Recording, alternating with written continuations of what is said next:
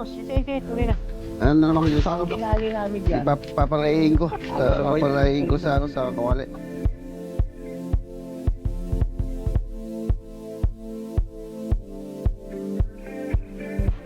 Para makababa yung bibiri dito.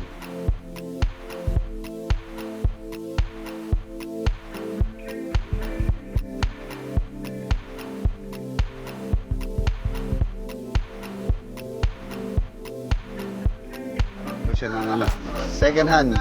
Ano niya, yung kanyang pinaka frame. Ito pa yung sarado sa binili daw po nila yan, nasa 35,000.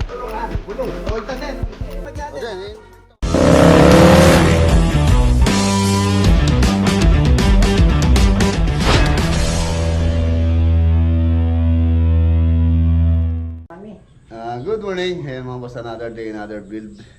Bale, Saturday po tayo ngayon. Ang lakad natin ngayon is sa anong tayo? Update po tayo sa Bulacan Project. Ayan, tingnan po natin yung mga tropa doon na kasalukuyan po, ongoing po yung pag-excavate nila o pag-ukay. Tapos pag-fabricate ng mga column. So, hopefully, next week makapagtayo na tayo ng mga poste ron. So, ayan, Bulacan. Yun o. Pasok na yung ating Jello tsaka si EJ. Ayun, na-tricycle lang po sila. Malapit lang naman yung site. Dito sa right sila naka-assign. So by Monday, ayusin ko lang yung tulugan doon. So mag-stay na po yung tig-isa silang site. Ayan, si Proxy gagamitin natin. Okay, let's go. Nandito na po tayo dito sa favorite place, bilihan ng sariwang isda dito sa Pampanga, ang Candaba. Tingin tayo dito. Yun tayo ng masarap na fish. Fish 200.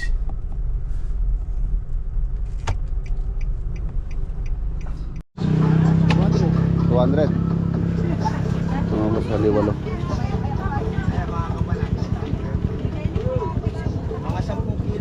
Yung liwalo natin, habol pa 50 kilo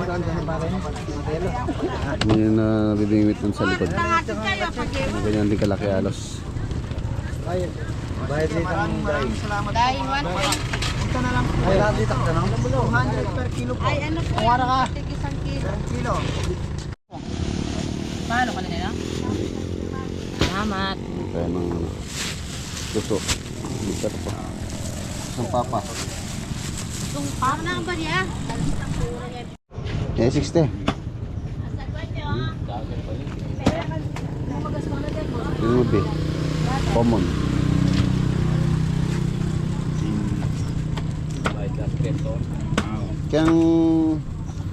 Kaya Pegasus magkano? 120. Ay, common. Ay, kasi lang lang. Ihawin natin doon. Yakpak mo yun pa, bami nga.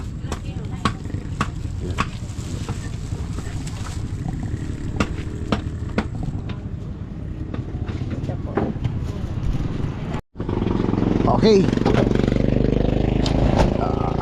Ulam. Iyaw tayo ng common dun. Yung suso sa bahay ko lulutuin yun. Tsaka hindi pa pwedeng lutuin pagka bagong huli pa lang. At least dapat sumuko muna. Bukas pwede na yun. Yung suso. Bukas ko lulutuin yun. Para malinis yung suso. Susukan nila yung putik na kinain nila. Walang malaking common. Tapos yung meron ditong liwalo, kaya lang maliliit. Halos kasing laki lang po nung nung nahuhuli ko dun sa likod doon, yung binibingwitan ko, halos ganun kalalaki. 200 ang kilo nung liwalo. And then pataas din po yun dahil na po kasi yun madalang lang makahuli nun. Pero dun sa basipag ka lang dun sa amin dun sa farm, dun sa likod pwede kang mamingwit dun, marami kang makahuli nun. Pagka may time tayo, mamingwit tayo. Let's go, sa Bulacan tayo. Taba.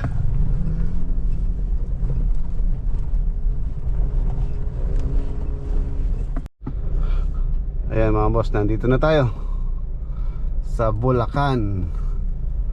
Oh.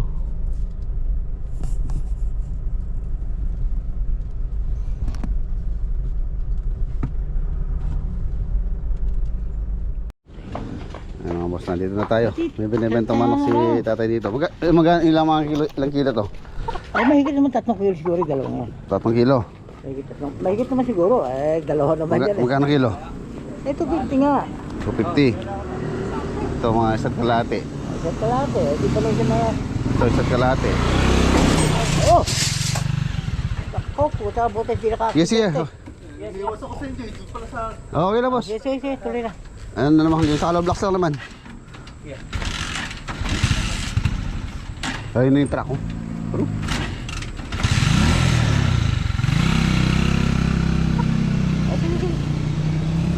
Bigyan mo na ako malundaan. Walang daan. Oo. Pero ito mo. Boston. Oh, Texas ah. Oo, mga palahi namin yan. Ano Ben, bigyan mo doon, tigil ko lang. Tinali namin dyan. Papalayin ko. Papalayin ko sa kawali. Sana, manok namin dyan, 5,000. 5,000? Ay, truck mo tayo. Tayo muna tayo. Pinakatayo namin yan. Yun oh, naka 800 na si tatay oh. Binayaran ko po 800 yung manok niya. Dalawang babae. Ayan, wala tayong patambak para matambakan to. Oops. Pag natambakan ba yan, kaya yung bumaba dyan? Hindi nga, patatambakan nga eh. Pagkatambakan, oo.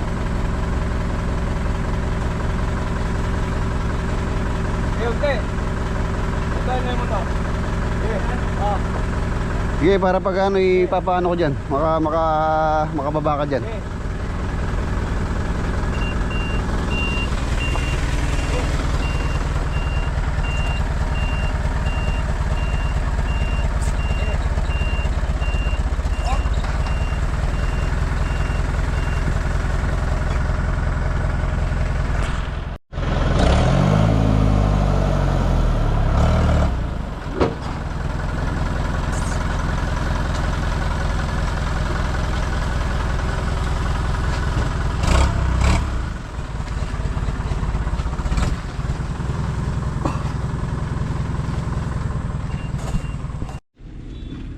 Ayan, 1,000 po yan. Siguro mga mga 10. Kailangan po matambakan kasi to para makababa yung delivery dito. Tapos ang problema, ito rin yung isang problema din. Itong yung bornal dito, ayan, walang tigil yung agos ng tubig. So papaka na lang ko na lang dito. Kanalan yun kaya kailangan pumayos to kasi pagka hindi naayos yung kanal na yan, doon pa rin pumupunta yung tubig. Hindi po maayos yung magiging stockpile natin dito. Kailangan i-diretso yung kanal dito para diretso yung tubig doon sa likod na lang. Tapos maglalagay na lang kami ng tubo doon.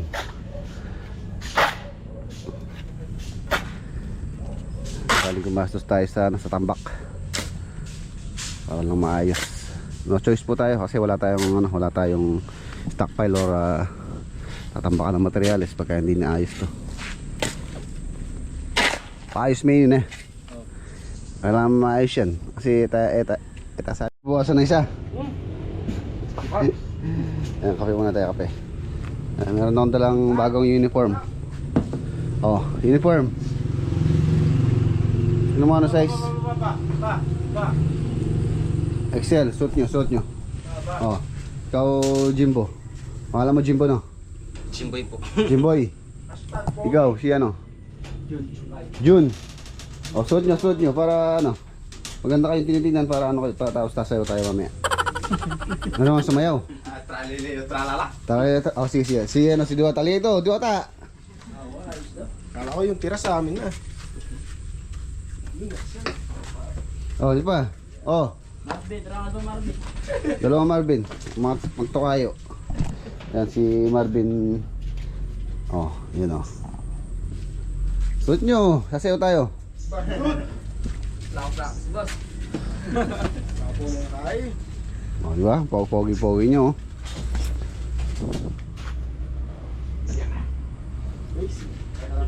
Anim sila dito. Excel lahat. Hindi ko nakakuha ng large. Sakto lang sa inyo yan. O, di ba? Sakto lang. O, no? Pogi-pogi nyo. Para yung mga dancer. Yung tira, tabi nyo. Ayan na, nakausap ko po yung owner dito, si Kuya Ed. Ayan, shoutout kay Kuya Ed. Bale, nakiusap po kami dito sa kanyang bakanting lote na i-move itong barracks dito. So ayun na, napakabait po ni Kuya Ed. Pumayag po siya, tapos sa kanya rin po kami nagano muna ng tubig. So pumayag naman siya.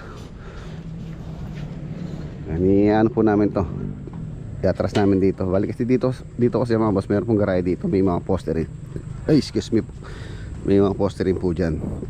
So mas maganda na sabay-sabay ng mahukay para mabilis yung proseso ng progress ng project. Ayun na, naghuhukay na sila ng mga column. Medyo nahihirapan dahil nga medyo matubig. So ito rin yung kailangan masolusyonan, na papakanalan ko diretso doon para hindi na dumiretso doon sa mga hukay nila doon. Ayun o. Wala po talaga kasing ibang dadaanan to kundi dito. Meron po kasing imbornal din doon. So pagka tinayo namin to, mag-aabang po kami ng doon, ng labasan din ng tubig bago tambakan. Kasi pagka hindi po ginawa, for sure mapupuno po ng tubig to, lalo na pagka umulan. So hala pa hanggang dito sa kalsada. Ayan, lusot po dito to sa kabila.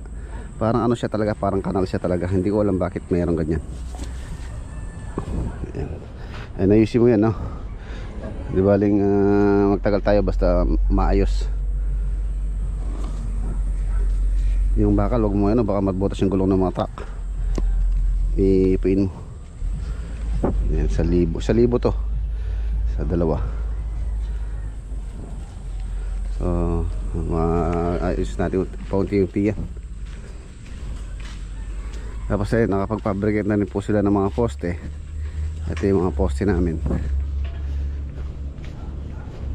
Ayan.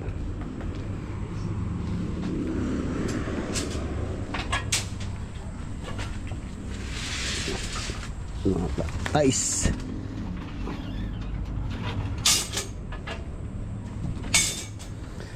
Ito yung barracks. Ayan. Umumove din. Oh! Ano yung anak ni tatay? Nakawala na. Ayan o. Kotek. Ayan yung mga poste. Patani, yung papaderang mo kaya ka? Yes. Yung karpayawin namin. Hindi ko kanina doon. Ano ka manderang kanyan? Paputog ito.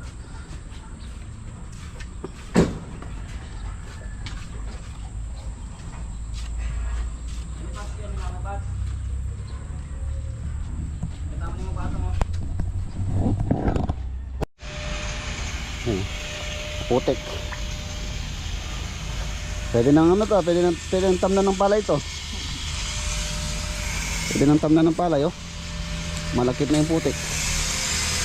Basta actually wala naman sibol eh. Bali yung magiging sibol kasi niya nanggagaling lang dun sa sa tubig dun. Kaya pumapasok lang sa mga hukay. Ito po si location itong project. Mataas naman yung lupa rito, hindi naman po bahain. Ayan, tulad nyo, no? Kailangan lang ayusin yung kanal, tapos yung likodon para dire-diretso doon, hindi na kumagawi rito yung tubig para maayos, para matayo. Ay, ayun ang matanggal. Ayan, dito po kasi dire-diretso yan. Ayun, no?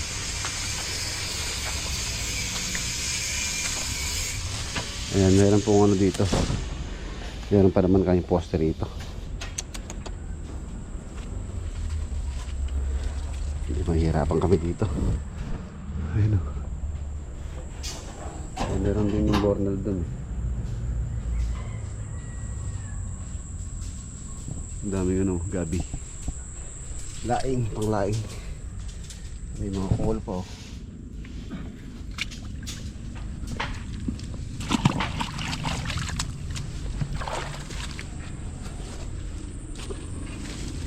Kailangan malagyan ng tubo. Yung taron. Ayos natin. Ang lakas oh. Ay, yung mga hukay mga boss, 1 meter po lalim ito simula sa natural ground. Ito natural ground na po ito. So matagas naman po yung lupa niya. Tatambakan pa naman kasi ito.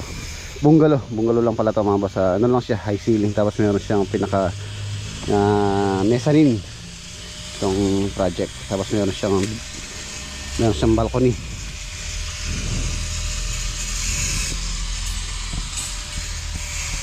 Doon may poste rin doon. Baka maayos yung ano, maayos yung daluyan tubig para ayun, halos okay na itong mga hukay. Next week baka makapagtayo ng mga poste. Tapos matrim itong sampalok.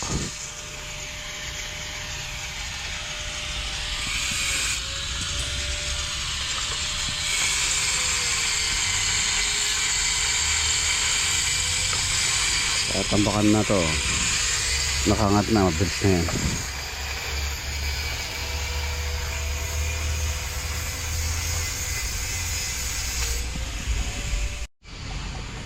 Yun palang water source namin. Tapos na, kaya lang mahina, patani. Ayun na, boss. Ayun. Tapos mukhang ano pa, mukhang hindi tatagal tong ginawa nila. Itong kanyang silindro. Ay, bigat pang ano. Mahal na mo ba din yun? Kanya mo. Diba? Ayan, mahina talaga. Ito din na maibas. Mahina. Tapos simentuan niya pa masari-sari na. Gagalaw yun. Oh. Dapat di gumagalaw to. Masisira yan. Ganda. Oh. Piniritong karpa. Pinirito na lang po dahil mahirap daw magpabaga. Tagal.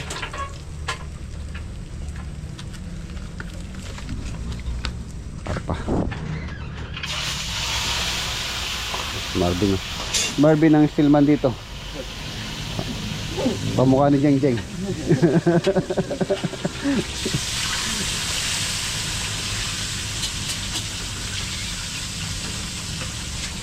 Maganda po yung bakal naman namin. Tingnan nyo naman yung venue. Talagang nasa 135 degree. 100%.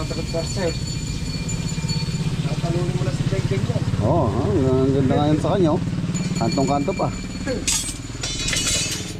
Siyang tagapagmana ng ni Jeng Jeng. Sa kanya ililipat yung ni Eugene, ni Jeremiah. Ano itang kaya ng Jeremiah? Itang lilipat na kayo dyan.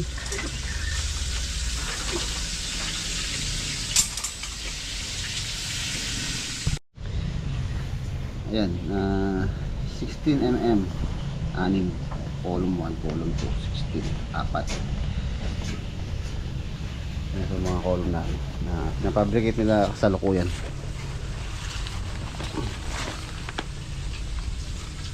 Nagkilinong ay kaya. Ano ba siyang extra C-bar?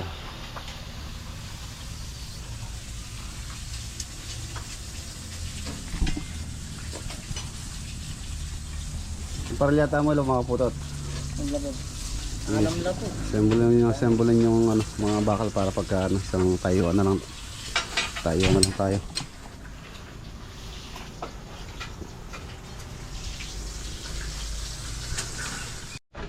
Yan, break time, kain na po, lunch time. Ayan ang karpa. Luto ni Sally Boy yan.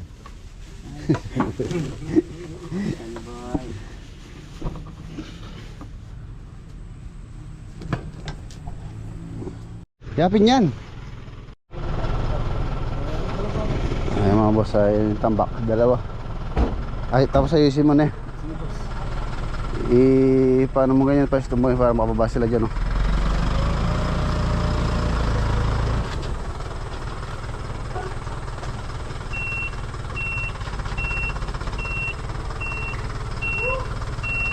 Op!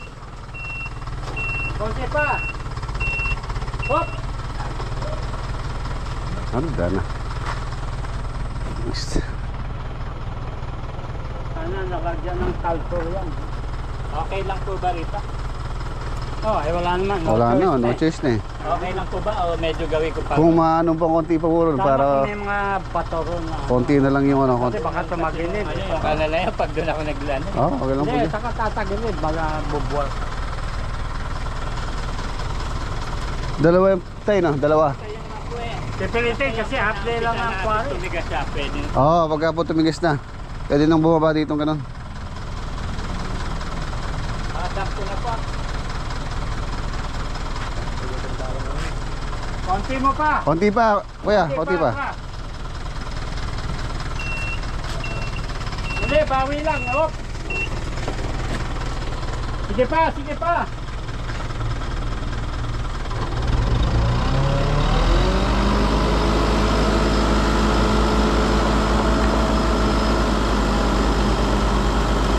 Oh, paling ate. Yan yung dalangan yun. Oh, hindi na makakalabas yan. Ha? Uy! Uy! Ayusin nyo muna ito, wala makakadaan dito. Bate, bate.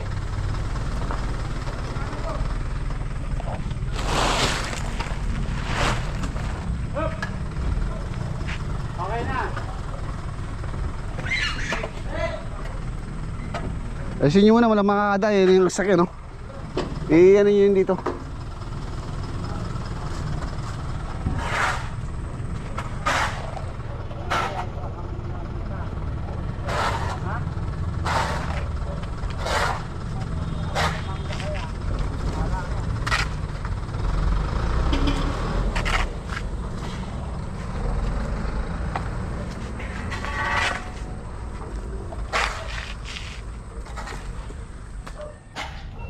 Kailangan ano yun, kailangan ni tabi niya dahil wala akong makakadaan dyan pagka hindi na tinabi.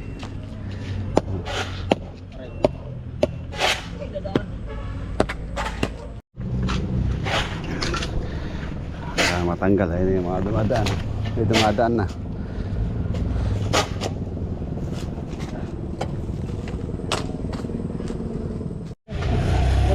Yan, nakadaan na.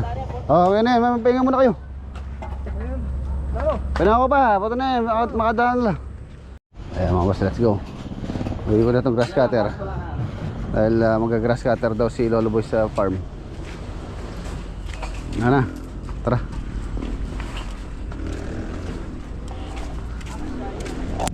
Pare, alam mo yung patani ha.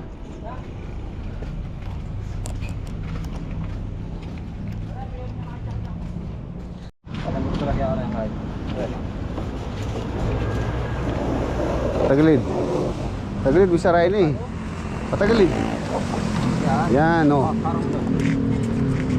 Yung silalim. Okay, dyan na, ilakay. Ay, mula ka lalam dito ang kay, dito manok. Yan. O yan, patagilid, tinan mo kakasya. Kaling ha?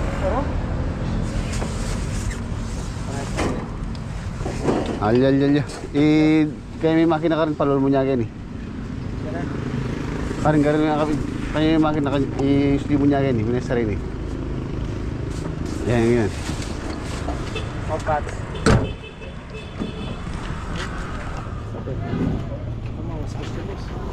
A few moments later. Eh mga boss, nandito na tayo sa bahay.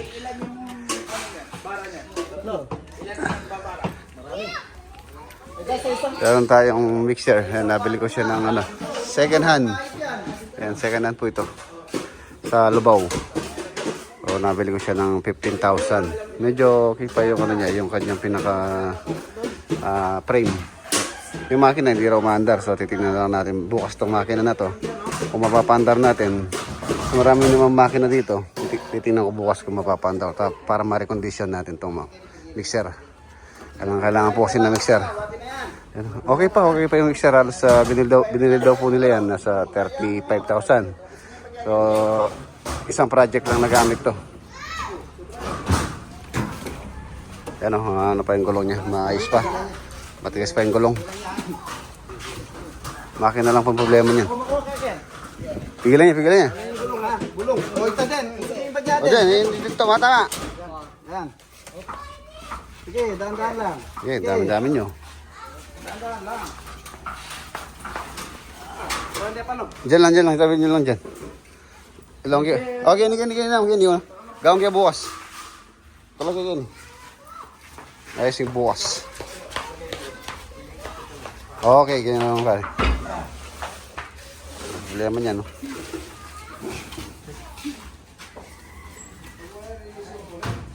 Hindi bukas na, suggest ko lang. Araw ni Beto. Laki pa ng bot. Tila. Busing ka naman ito, mga sumabos. Ano tayo pa ito, maluto pa. Bala ako'y maluto yung kain, karela.